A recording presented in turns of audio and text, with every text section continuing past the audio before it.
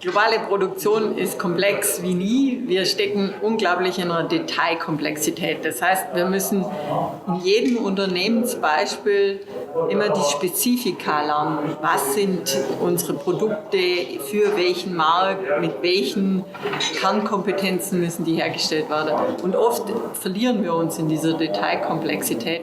Da hilft genau unser Expertenforum, weil wir versuchen, miteinander zu diskutieren und auch Muster zu erkennen, wie die Transformation gerade stattfindet. Der persönliche Austausch, der digitale Austausch mit Industrievertretern, mit uns als Wissenschaftler, die sehr industrienah hier unterwegs sind, das ist genau das, was ja auch die Leute immer wieder kommen lässt, weil es einfach Spaß macht und weil es unglaublich einen auch zum Überlegen anregt, diese Diskussion.